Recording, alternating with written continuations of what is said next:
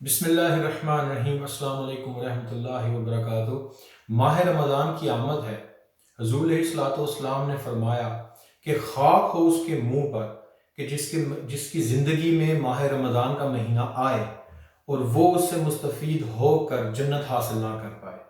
اسی حدیث کے ساتھ فرمایا تھا کہ جو ماں باپ میں سے کسی ایک کو یا دونوں کو پائے اور ان کی خدمت کر کے جنت حاصل نہ کر سکے، اور نمبر 3 پر فرمایا کہ جو میرا نام سنے اور مجھ پہ درود السلام نہ بھیجے۔ ماہ رمضان کی اہمیت ہم سب جانتے ہیں۔ مسلمان ہونے کے ناطے ہماری کوشش ہوتی ہے کہ اس مہینے میں زیادہ سے زیادہ عبادات کر کے ثواب حاصل کیا جائے۔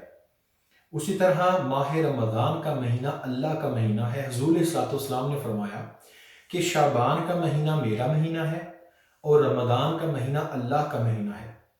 تو رمضان کے مہینے کی اہمیت قرآن مجید میں بھی بے شمار آیات سے ملتی ہیں، اور اس مہینے کی خاص بات یہ بھی ہے کہ اسی مہینے میں قرآن مجید نازل ہوا تھا۔ یہی وجہ ہے کہ اس مہینے میں ہم زیادہ سے زیادہ قرآن مجید کی تلاوت کرتے ہیں۔ لیکن بات یہاں ختم نہیں ہوتی۔ ایک رواج ہے کہ لوگ اس ماہ میں قرآن مجید کو ختم کر کے ایک کاؤنٹنگ کرتے ہیں کہ اس ماہ رمضان میں میں نے ایک بار قرآن مجید ختم کر لیا، 2 بار ختم کر لیا، 7 بار ختم کر لیا۔ اس میں کوئی حرج نہیں ہے۔ جہاں آپ قرآن مجید کی تلاوت کرتے ہیں رمضان المبارک میں، اس کا مہینہ بہت زیادہ، اس کا ثواب جو ہے وہ دگنا چگنا کر دیا جاتا ہے۔ لیکن قرآن مجید کو سمجھنے کے لیے ضروری ہے کہ قرآن مجید کا جو متن ہے، قرآن مجید میں جو عربی ہے، اس کا مطلب اور میسج بھی سمجھا جائے۔ اور یہی وجہ ہے کہ آج ہم قرآن مجید کی تلاوت کر کے ثواب حاصل کرنے کی نیت سے تو بیٹھ جاتے ہیں، لیکن قرآن مجید جو کہ انسانیت کے لیے ہدایت کا سر چشمہ ہے، وہ ہدایت ہمیں تبھی مل سکتی ہے کہ جب ہم اس عربی کو، اس قرآن مجید کے الفاظوں کا مطلب سمجھنے کی کوشش کریں۔ تو کیوں نہ یہ کوشش کی جائے کہ بجائے اس کے کہ ہم قرآن مجید کی تلاوت کر کے اس کی کاؤنٹنگ شروع کر دیں، ہم قرآن مجید کے مطلب کو سمجھیں۔ اور چونکہ حق تبھی ادا ہوگا جب ہم قرآن مجید کا مطلب سمجھیں گے۔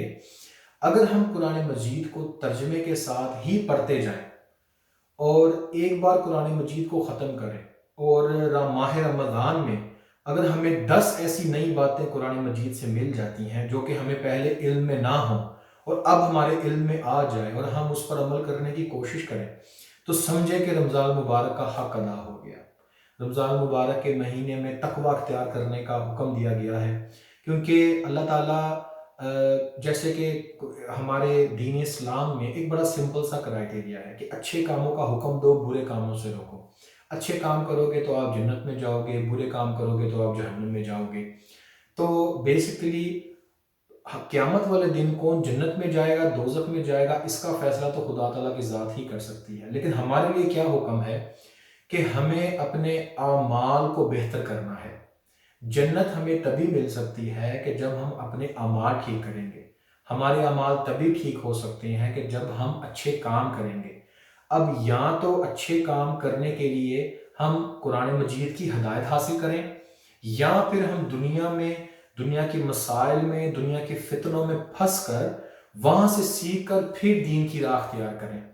تو جنت حاصل کرنے کے لیے تو اپنے اعمال کو ٹھیک کرنا پڑے گا۔ اللہ تعالیٰ کا فضل ہے، اللہ تعالیٰ کا کرم ہے کہ اللہ تعالیٰ نے ہمیں ماہ رمضان جیسی نعمت سے نوازا کہ جس مہینے میں ایک پریکٹس کروائی جاتی ہے تقویٰ کی، تاکہ باقی کے 11 مہینے آپ اس پر عمل کر سکیں۔ اس مہینے میں نماز کا، سجدے کا، وضو کا، ہر ایک نیک عمل کا ثواب دگنا کر دیا جاتا ہے۔ جہنم کے دروازے بند کر دیے جاتے ہیں، جنت کے دروازے کھول دیے جاتے ہیں۔ اور اسی رات لیلۃ القدر کی جیسی ایک بڑی افضل والی رات آتی ہے جو کہ بخشش کی رات ہے۔ اللہ تعالیٰ سے دعا ہے کہ یہ ماہ رمضان ہماری زندگی میں ہمارے لیے سرمایہ نجات بن کر آئے اور ہمیں اس کا حق ادا کرنے کی توفیق عطا فرمائے۔